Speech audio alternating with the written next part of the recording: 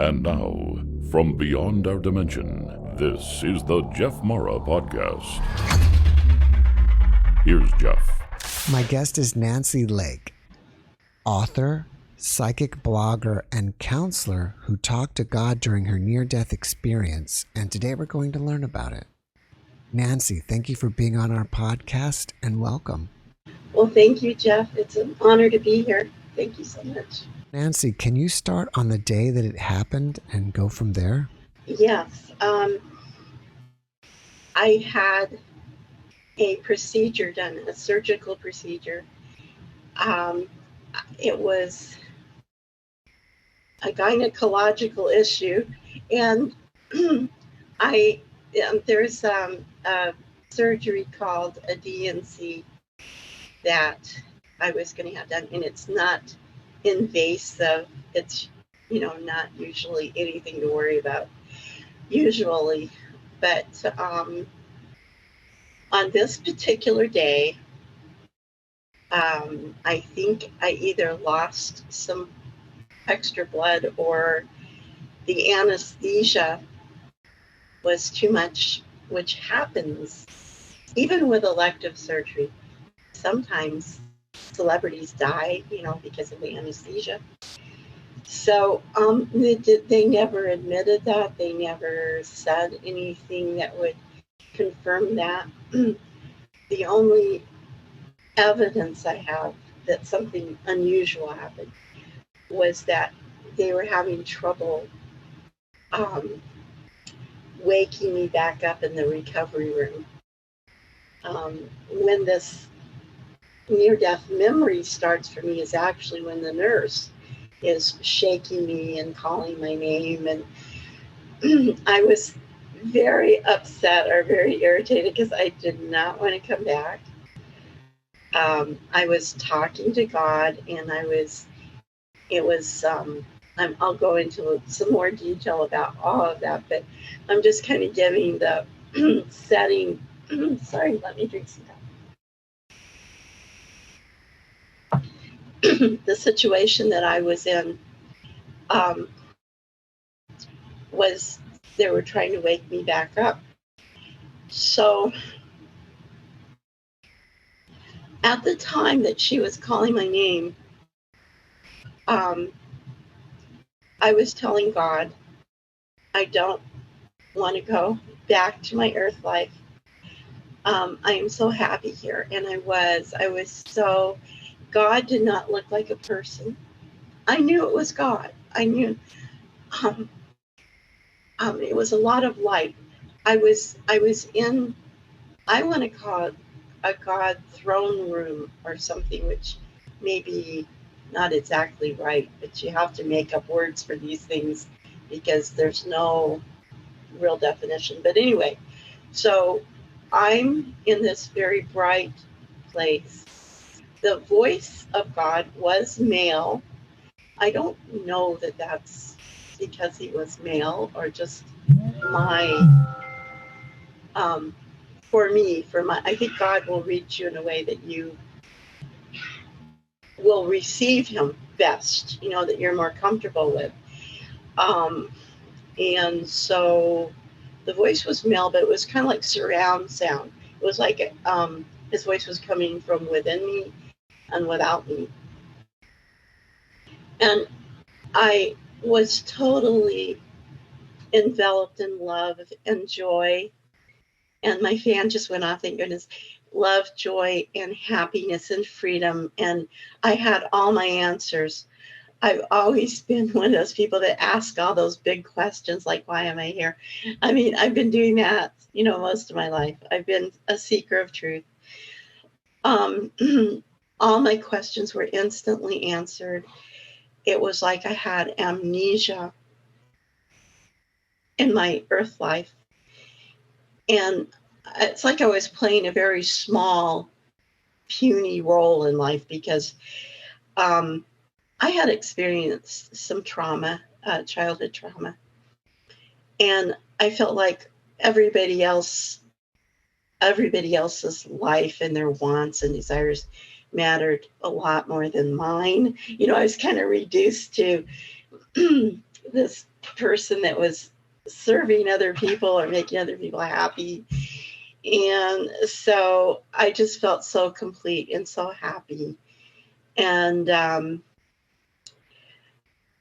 just did not want to go back. And so I'm glad that God presented a good rebuttal to my, sort of like we were arguing, and I was arguing with him. I was crying. I was like very frustrated. And he said, "But Nancy, I'm with you there. I will be with you there. I am present there. All you need to do is ask." And it was a very powerful promise. He said, I promise, I will be there. When things get tough, just ask. Well, so with that promise, I woke up. And then I've noticed that for the next several days, I had to rebuild. I had to remember my experience, because it was sort of like a movie that is all about flashbacks. The most powerful and intense experience was saying I don't want to come back, and that was powerful. And he said another thing. So here I'm doing it again. So I start remembering all the things that led up to I start going back and recalling everything. But he said, "You're the one that closes the door. You're the one that closed the door." And I have this happened to me about 30 years ago, and when I was on that operating table, and I have wondered, how do I close the door? Why did I close the door? Or what does that mean? So, okay, I have a couple of realizations as an adult now. I don't think I fully believed in God. Probably in theory, I would say I was agnostic, not atheist. I thought there was something bigger than myself, of course. So anyway, and then I also think that life just gets in the way. Like I said, busy living for other people, or not being in full realization of who I really was. And there's a lot of pieces to that, why we close the door. I think it's common with us humans that we're not making time or realizations that there is this relationship. Oh, and the relationship with God is first. It's the most paramount thing about us. It's like when I was in the presence of God and heard the voice and was talking to him, it was like a reunion, a long lost family member, love of your life that you haven't seen in eons. It's very ancient. I'm going to use the word ancient, a very ancient relationship. It's very primal, very big. I would say very necessary to being who we really are, our authentic self. At a deeper level, we all know this powerful relationship, and we know when it's missing. I've kind of surmised that when I talk to people, I'm a counselor. I actually have a master's degree in clinical mental health counseling. But I'm also psychic, so I advertise myself as a psychic because I've been psychic all my life, and I've been a medium. When I was a kid, I saw my great grandparents, some of my great grandfathers. I'll tell that story if we have a chance. And so I have, there's a phone ringing, sorry. So I have these memories of God, but I think when people are reaching out like finding love in all the wrong places, like trying to connect with other people and get their needs met, or they're using substances or alcohol or whatever. I think some of our depression, probably a large part of our depression, is the disconnect. And I'm sorry to add my own commentary. I'm trying to stay true. This is after 30 years, I have a lot of perspective. I've had time to think about everything. But if I'm true to the experience, he said very provocative things that I went home and really thought about. So that one thing about closing the door and then realizing how much I've missed. Like, I am full to the brim with love. I don't know if other people talk about the joy of reconnection and the love. You just can't. The love we experience on earth is kind of a shadow, kind of pale compared to this love is the answer to everything. You just feel complete. Like, oh, this is what I've been missing. This is what I've been looking for. All those times I had rotten boyfriends, I was really looking for God or something. And so it was beautiful. It was intense. When the first thing I remember about my NDE was the void. And I'm so glad other people speak of that, because I thought I was alone. But the first thing and it was beautiful. It was just everything. There was just nothing. It's all black, just pitch black, like being in a pitch black room. But the feeling for me was, it was healing. It was healing a certain part of me. The void is kind of, I think, necessary to clear the emotions away, or clear the earth experience away. It was there like an intermission of some sort between your real life and then experiencing this out of body or other reality that you're stepping into. And after, and this is the part I have kind of debated, I also saw the earth. The earth was about moon size. Like the distance, I was out in space. Space was very black also. But I remember seeing the earth in a distance, and it was small, about the size of the moon, or yeah. And again, I feel that it was necessary to feel that distance. Like, okay, you're not on Earth anymore. You're not in Kansas anymore. It was giving me perspective, like I wasn't tied to that energy. I think Earth can be intense. Okay, so I'm trying. So I had to go back. So, there was a life review. It was intense as well, and I don't think that has ended completely. Like, there are some times when I feel like I'm stepping back and still reviewing my life. Yeah. And it wasn't, I can remember laughing about some things. There were some things that were very comical. So it wasn't a horrible thing to go through. I did realize certain errors or in thinking or relationship errors. So I definitely think part of our purpose is to grow in our awareness of love towards others and ourselves. It seems like that's a big part of our experience as humans. The life review is there. Oh, and I was told there was some sort of angelic presence. She was female, And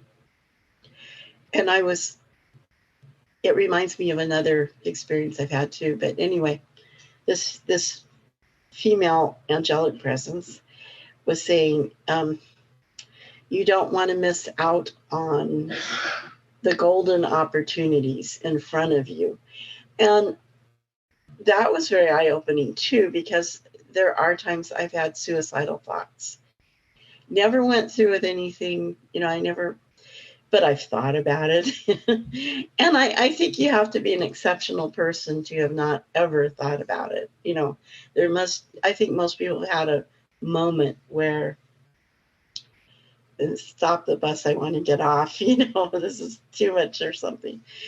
So I'm admitting to that, but it is interesting that I was made aware of, it takes a lifetime, you have to travel through all those developmental stages to become an adult. And then here you are an adult and you don't want to throw away your ability to fulfill your own promises, I guess your life contract to yourself, because then you have to start all over again. And, so I think, I know there's more and little pieces, but the fact that they use the word golden opportunity,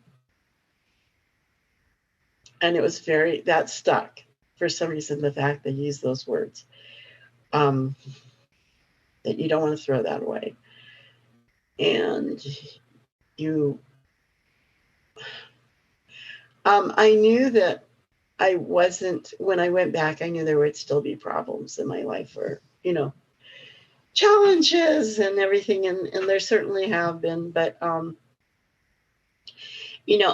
having this experience doesn't make you more perfect or more spiritual. I mean, it does make you more aware of certain things. But I mean, I don't feel more spiritually evolved than other people. I think everybody's doing exactly what they're supposed to do, growing at their own pace.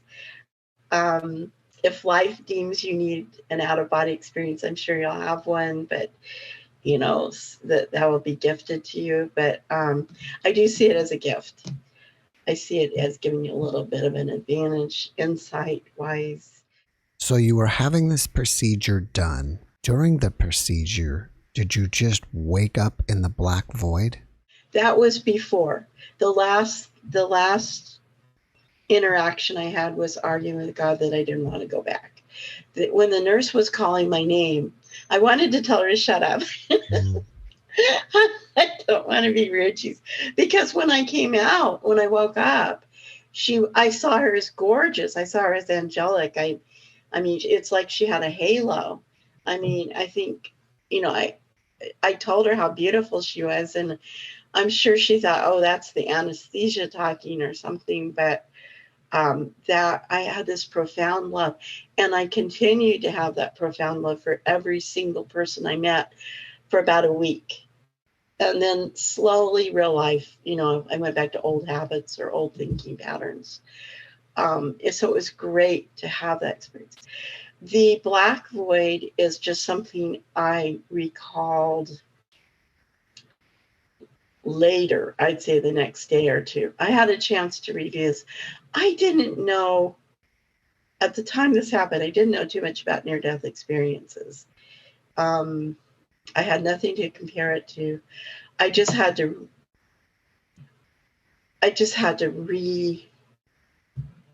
remember, pull it all forward in my consciousness.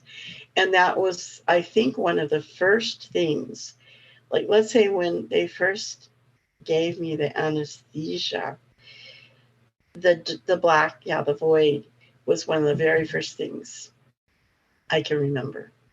And like I said, I feel that was healing. I felt like it wasn't scary, but I feel like it was necessary. You were in the black void. Then did you take a tunnel to the throne room of God, or did you just, from there, all of a sudden you were transported to this throne room? It was I remember it being very sudden. I don't remember experiencing the tunnel. I do remember seeing the earth, and I can remember it just being inspired by it, like, oh my gosh, there's the earth. Kind of having a lump in my throat. And then I kind of had this moment where I was going, but why am I here? Why am I, what's going on here? There was like a question mark. And then I feel like I wound up, and I called the throne room. I was in, God was all around me like surround sound, and it was all light. At that point, did you realize, okay, maybe I'm dead or something? No, for some reason, the word dead, because I was more alive than I ever have been in my life, but the word dead did not come up. And I don't remember asking that. I just knew I was just having the time of my life. I was just happier than I've ever been. And if there was a way of staying, I would have. And I do think there's a certain homesickness. Like there are times, it's getting better. This was 30 years ago. At first, the first couple of years, all I wanted to do was talk about it and remember it. And I would get homesick. I'd like, oh gosh, if I could just, remember. Who was great, very healing. There's a couple of people that were very healing for me, with a homesickness feeling of missing God, missing this. There's the fans. Howard Storm. You've heard of Howard Storm, right? Right. That wrote My Descent into Death, and I've talked to him in person. I called Howard Stern on the phone one day when I was writing my own essay, my own memoir of this experience. And I talked to him for about an hour. And I said, I love every single interview that you've done. I probably listened to, because I don't relate to everything, but the thing that I most relate to with Howard is the emotion. I can tell by someone's emotions, like they're missing, they were really in the presence of God. They really had this experience, because they're triggering that for me. They kind of trigger that memory, like, oh yeah, I was there, I remember. And how it deepens, I think it deepens us as a person, because you just, this deeper part of you, you know more who you are, and you know more about the relationship with God. You won't distrust that again.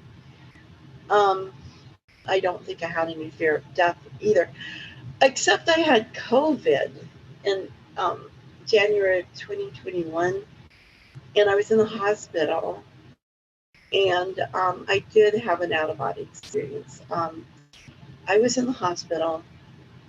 My son was here in the apartment, and he saw me. I guess he saw like this image of me, just kind of a light body walking down the hallway of our home. And I can remember coming very close to death with COVID. And so I've been saying for years that I have no fear of death, but then there was something about COVID that was scary. There was a little bit of fear, but I think death itself, I know that life goes on, that our consciousness continues. I guess there could be some trauma that we I was a little bit afraid of. Oh my goodness. So I think that's about it. I just hope I'm not forgetting anything that's important. So has the memory of this experience faded over the years or not? It has not faded, especially, like I said, the last few moments, few seconds where I was in God's presence. That I feel like that was such intense and such an intense experience that will never fade, ever. Um, I think there's parts that are fuzzy, like the life review. I can remember being told to not throw away this life, to appreciate this life, and some of the experiences. I can't. I think I saw. I also think I was shown some future events, but I was not allowed. I don't have one memory of one future event. Um, I'm sure I've already crossed some of those events, in the 30 years I've lived. But I don't clearly remember those, and I think I wasn't allowed to remember those. Yeah, there's certain things you're not allowed to remember. That's interesting about it. So, um, nothing important has. I think I came back with the very important concepts and realizations that I was meant to have.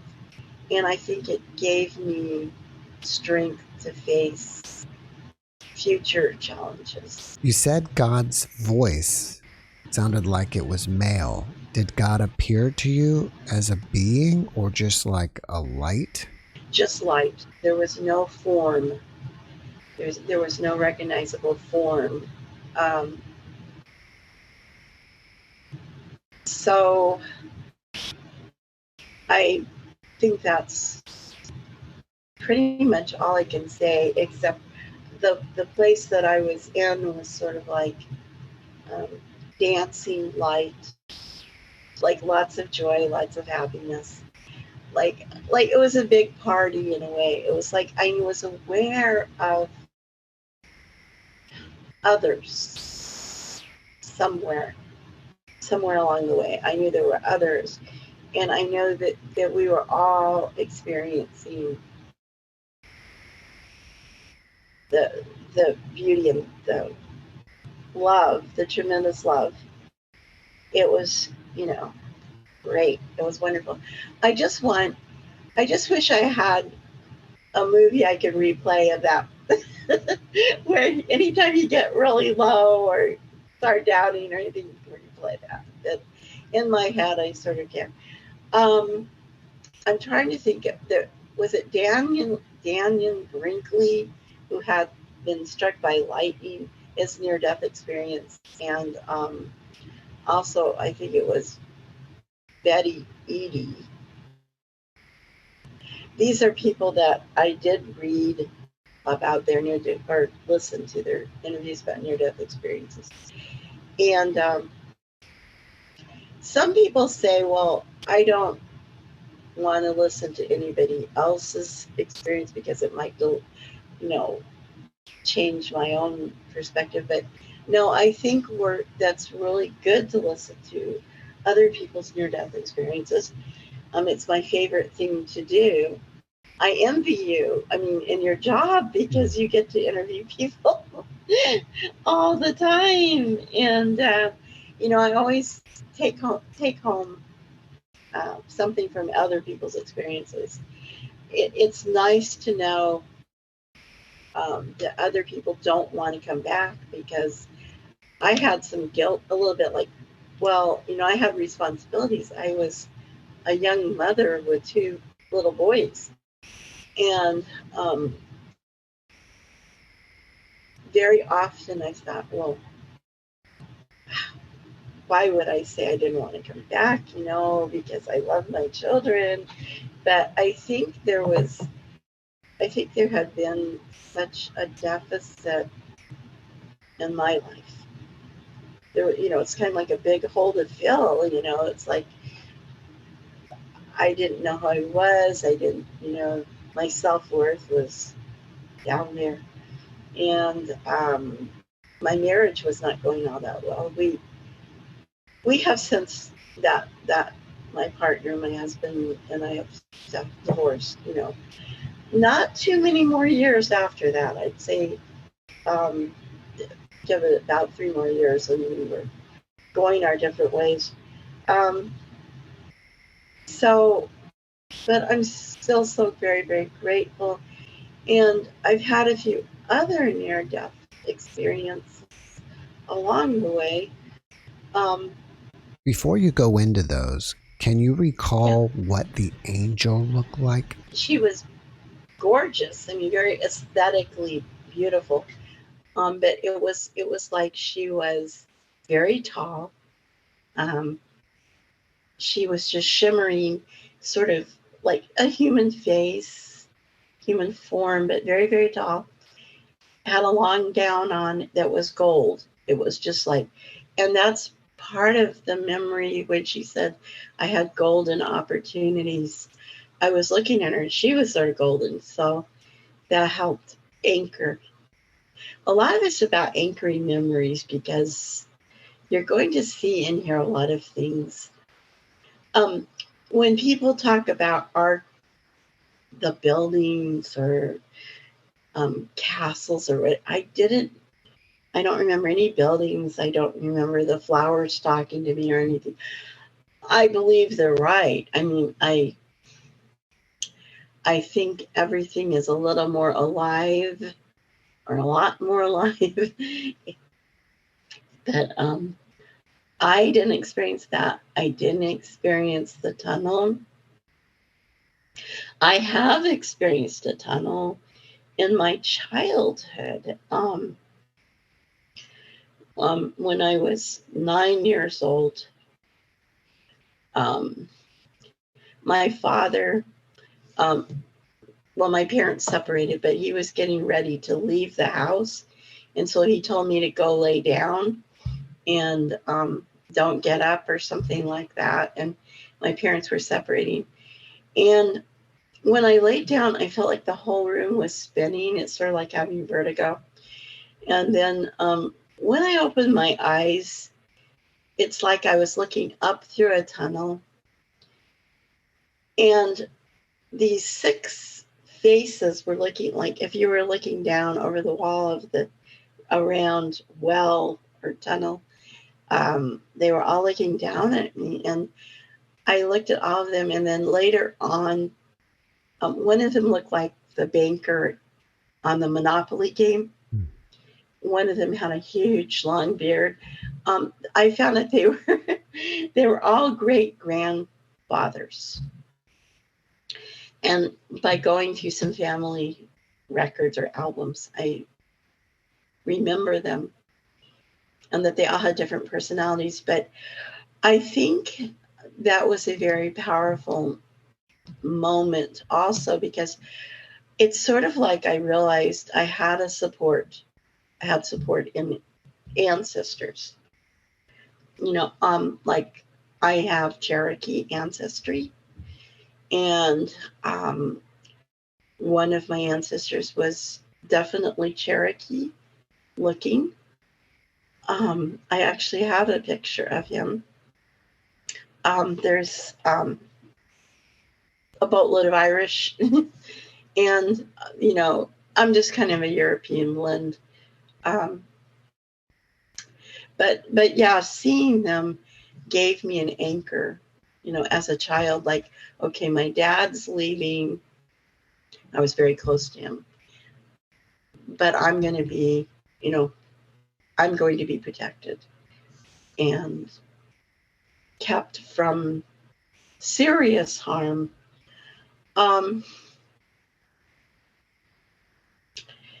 Also, when I was about 16,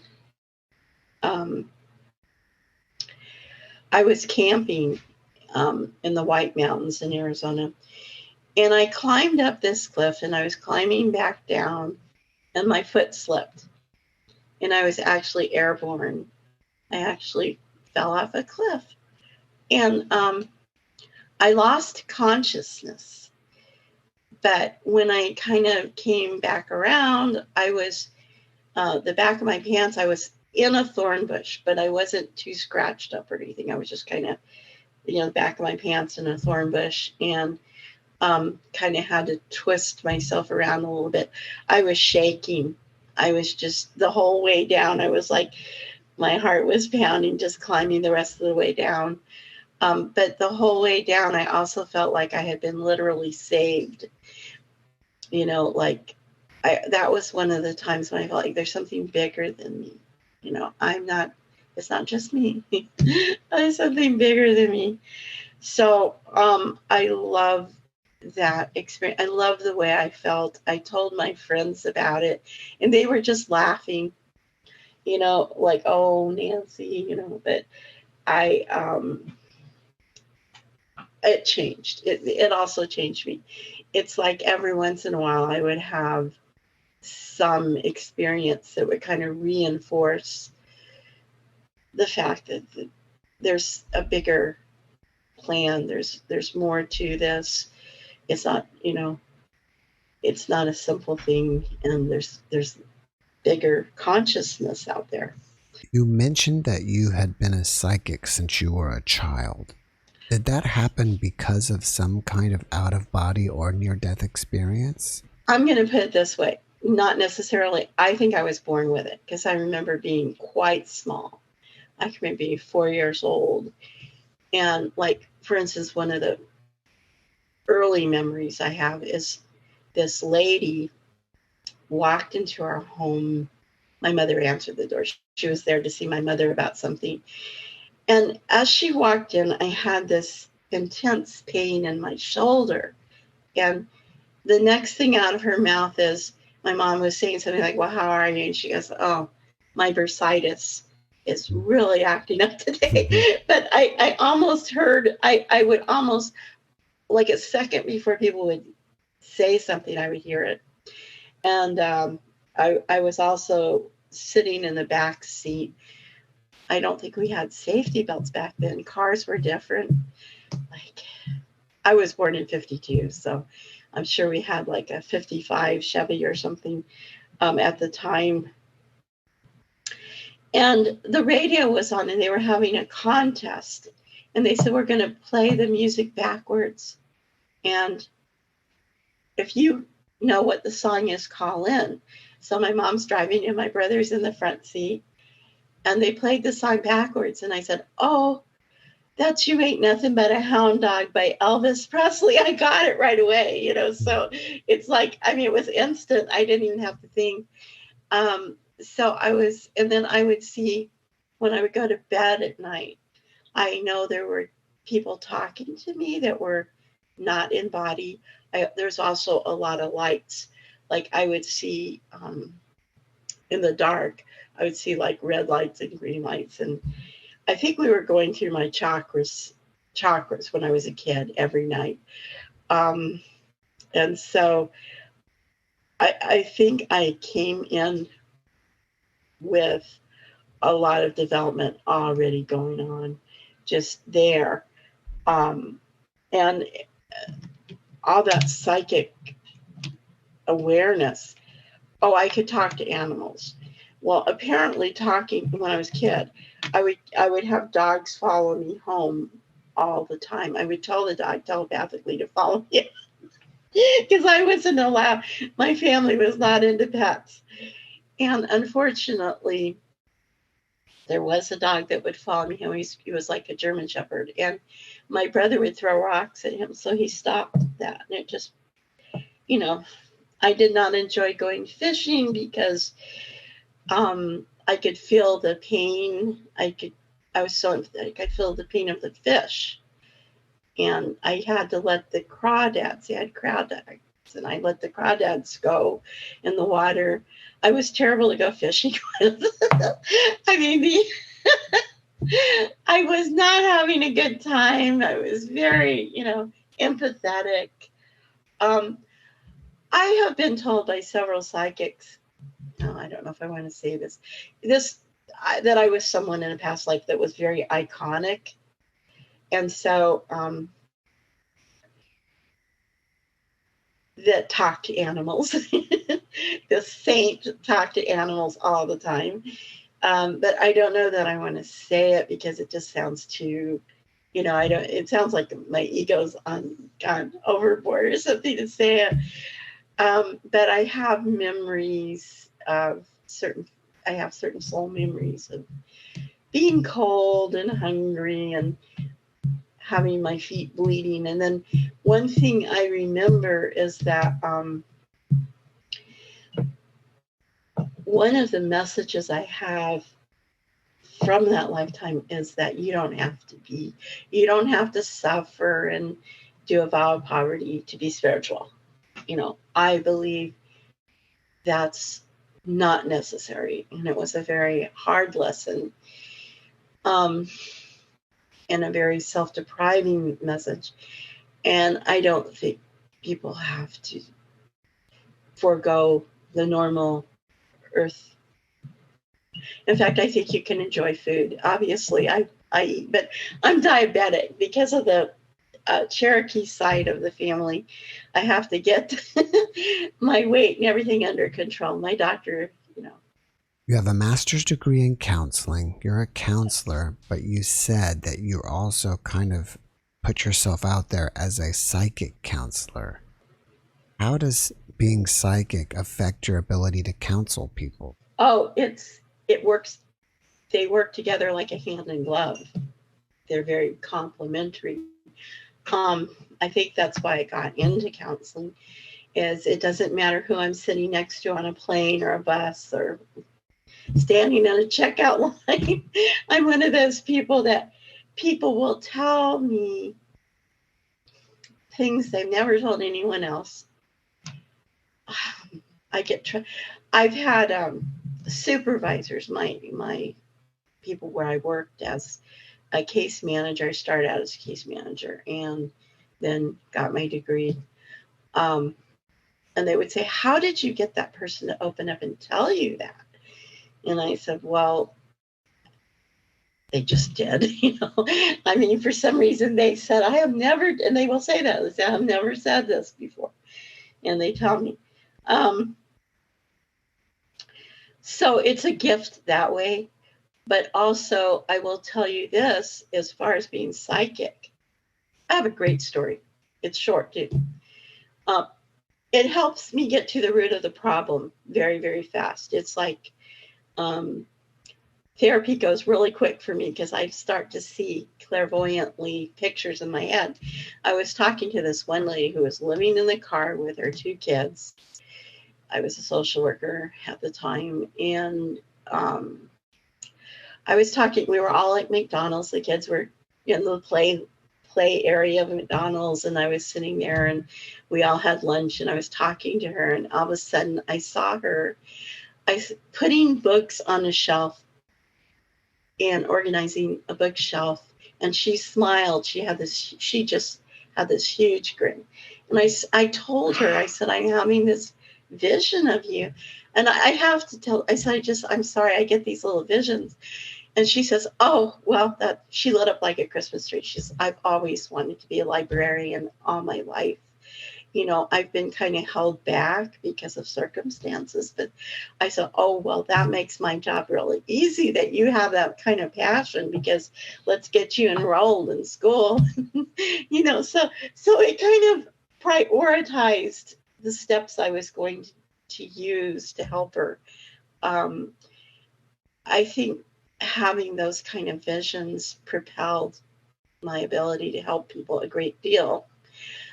Unfortunately, it also caused compassion fatigue at one point, because some of the people I was helping, I was going a little bit too far into doing what should have been their job. Each person has their own work to do. And I was taking on perhaps a little more than I should. And so it's really good to have they talk about boundaries all the time, with counseling, with social work, and that's been a huge lesson for me, is where do I back up?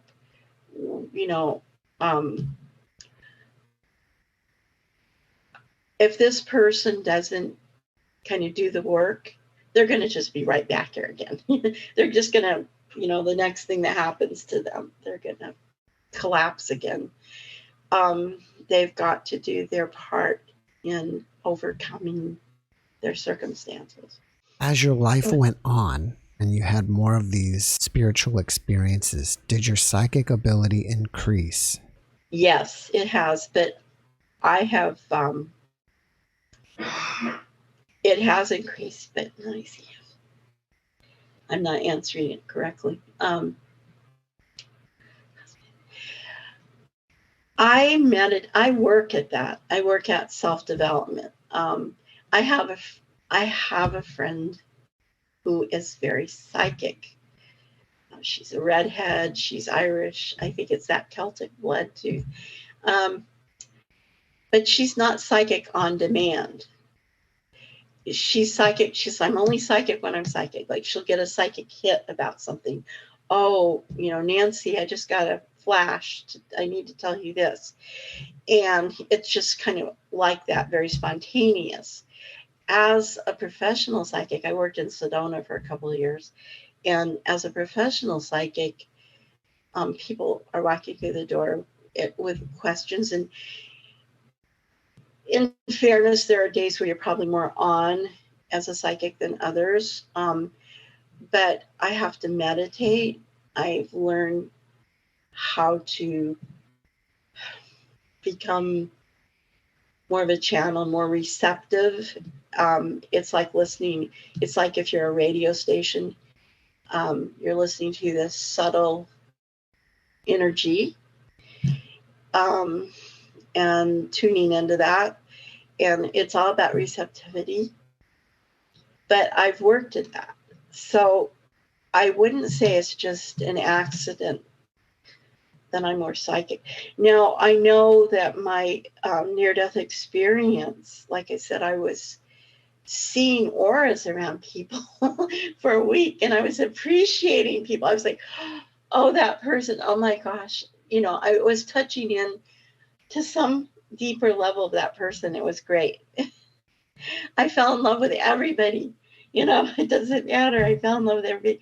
I was going, oh my gosh, you're such a gorgeous creature, whether they were or not, and who's the judge of that, right? Who's the judge of gorgeousness or beauty, So I know I kind of have my mother's critique. My mother she's no longer here, but she was very critical. I would say, oh, Mom, she's just beautiful. I think I was saying that about Barbara Streisand. We saw her movie or something. And my mom said, well, no, she's not really beautiful. She would like, oh my gosh. Like, one of my friends I thought was beautiful. She said, well, she kind of has a lantern chin. And, I say, no, stop. I don't need that. It's like, it's so sad what fashion industry does, takes everybody apart. Why do you think that ability of seeing people's auras after your NDE faded? I think I was having some marriage problems, and I think we were having some financial problems. I think I'll use a little psychology here. I think there is a pattern or habits of thought. I'm a fan of Abraham Hicks too. So, and I think that we get comfortable, like, some people just get stuck in their perceptions or habits of thought. So to some extent, I know I stepped slowly, not right away, but slowly back into that. And I would have to, but then even though I may have had those concepts, certain concepts kind of stuck in there from childhood, from my family. My family was sort of dysfunctional, so there were probably some negative ideas or something that I had. But I learned how to eventually get better, like focus away from them or get out of that, break out of that. And it seems like there were teachers. I had people come up to me and hand me books. When I was like 17, I was with my mother somewhere, and this lady came walking up and she says, I'm going to hand you this book. I hope you will read it. We didn't know it. She was a stranger. And the book was Psycho-Cybernetics by Maxwell Maltz, I think his name was. Sorry. I don't know if it's still in print, but it was an excellent book. And he was, have you read that one? No, I haven't. Oh my gosh, everybody should.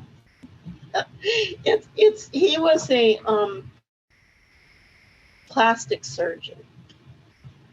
He did facial reconstruction and stuff. And the basic, the one sentence about the whole book is that he would correct some deformity or accident, something had been an accident or something, correct it. And that person would still see themselves as deformed. So they had some sort of internal mechanism where they were identifying with themselves as that person that's deformed still, even though if they look in a mirror, they look great. And so your inner image, whoever you think you are. And I think it was very fitting for me to read that at the time. You are a counselor. You've been counseling people as well as you've experienced God and been on the other side. How do you counsel grieving people on death or the loss of their loved ones? I've lost people that sorry, my voice is not cooperating today.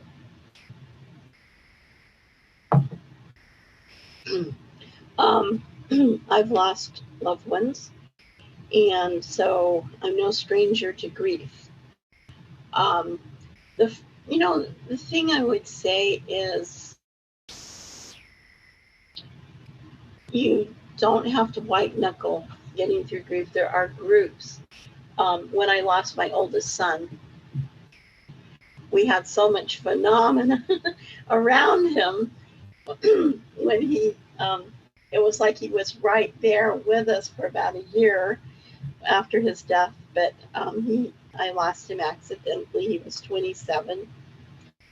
And I just thought I wouldn't survive it, but I became part of a grief support group called Compassionate Friends. And they would talk about their, you're not alone in going through grief, that also grief deepens you. But the one thing I would say is that life does continue. We had so many experiences with my son. He would prank us. I mean, he did funny things too. And so life continues. If they need a demonstration of, a lot of times when I've done psychic readings, that loved one, it causes tears. I call it connection tears.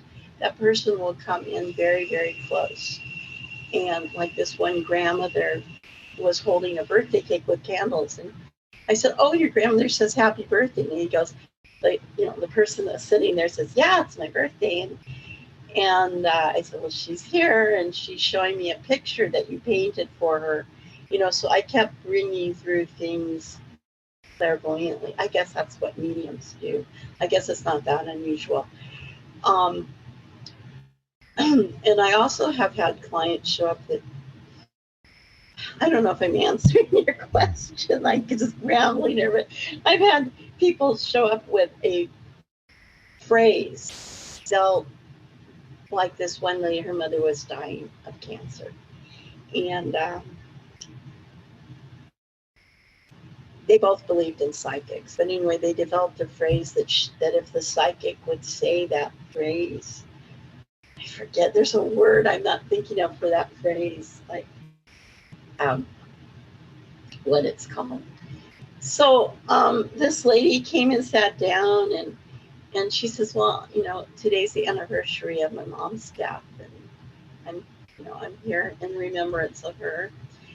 And I said, okay, let me just kind of quiet my brain, my Nancy brain, and become receptive and see what I pick up about her. And I said, for some reason, all I can see is the color green. It was a beautiful emerald green, but my whole head, that it was like looking at a blank screen that was green. And then I said, that's all I can see. Oh, and I'm looking at a cup. And she says, well, our phrase was green cup. And then she started crying. I couldn't get her to stop. I kept handing her tissues, like, okay, well, let's go on. But yeah, it's ask your question again. I think I caught. So I'm having. Sometimes it's hard to ask a question the way it's said. I've almost got to rethink it. I was just trying to say that since you've already been on the other side, you know what it's like, you've experienced being there, and you've communicated with God. How do you counsel people on death? On death? Yeah. If I'm being a psychic, I bring through that loved one to convince them, the loved one will bring through enough information that they are sure that their loved one in personality continues. James von Prague said that when his mother died, he could not connect to her for about a year. Sometimes the grief is so intense that you have to just, there's stages of grief. You just, unfortunately, none of us are able to skip completely. Saying goodbye is for sure a real hard thing. It's a real kick in the pants. And I'd say being part of a group where other people are experiencing the same thing, it's going to take some time. Usually people will say the most. I was counseling with this one lady that lost her husband. And she finally started laughing. I laughing because she said, I said, people say the stupidest things at funerals or viewings or memorials. They'll come up to you and go, well, he's in a better place now. Well, it was his time to go. Whatever they say, when you're standing in those shoes, like a widow who's just lost her husband, none of it really fits very well. And even when they say, well, I'm here if you need me, but so much of it just sounds like crap. I'm sorry, but it does. And she started laughing. We were both talking about the dumb things that people say, and they mean well. I'm not saying it sounds very unspiritual. But they mean well, but I think people are at a loss for words, and because there's no flowery thing you can say that will instantly make the pain go away. So I think it just takes time. The one thing I will say to people is, I hope you find peace. Because I don't think you ever stop really missing that person, but you can accept it better as time goes on, right? I don't think there's a quick fix, Jeff. This is a good question because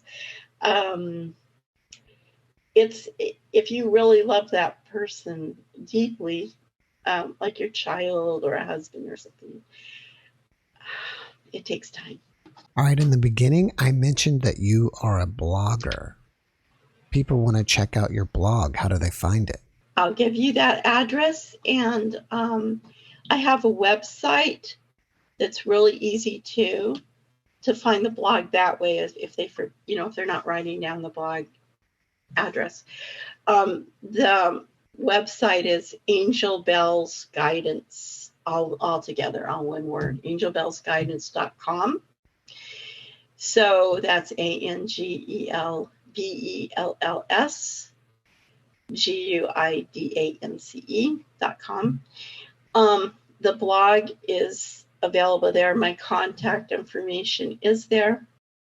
The blog is angelbell444.blogspot.com. So both of those, and they're both kind of connected to each other. So it's kind of a fail safe. If you remember one, you'll get to the other. I was reading on your blog and you said, "Why are we here? If you're not having some fun, then you're really taking yourself and this world too seriously." Yeah, exactly. And that would be a good statement to close with right there. Yeah. Yeah, for sure. I think that being able to see yourself sometimes humorously. I remember having this experience with Jesus where we were just laughing hysterically, like I did something funny, apparently. And I think learning how to laugh and take yourself less seriously is just a big gift. Sometimes when people have near-death experiences, I think they're looking at them a little too seriously. Like, I think there's a lot of people that have near-death experiences. I don't think it means necessarily that you have to become a very holy, devout person. And, I mean, unless you really want to, unless you feel that that's what you should do. But I think just live your life with more purpose, help people. I think that's it. So you mentioned that your contact information is there. If people want to contact you after listening to this podcast, you're okay with it? Absolutely. Yes, it's fine. Please do. My phone number and my email is on the first page of my website. So easy to get in touch with me. It's been a joy and a pleasure. I hope that I covered everything that we needed to cover. Well, you need one last thing, and that is, okay. Can you leave us with one last positive message? I feel just to meditate every day is really important, and to have the memory that there is this ancient relationship out there just waiting for you to open the door and to allow that relationship to come in and to grow. And, each religion, it doesn't matter which religion you are. I really don't think God is about religion, but I think he is about reconnecting with all of us to make this lifetime more purposeful and more joyous and more fulfilling. So I think those are good concepts I take back with me from that experience. And they help me. And I know they help others. Nancy, thank you for sharing with us today. I appreciate you coming on our podcast, and I wish you the best. Oh, Jeff, I'm sorry it's over. It's been a pleasure. Thank you so much. And you have a great day. And everybody have a great day. All right. Bye. Bye-bye.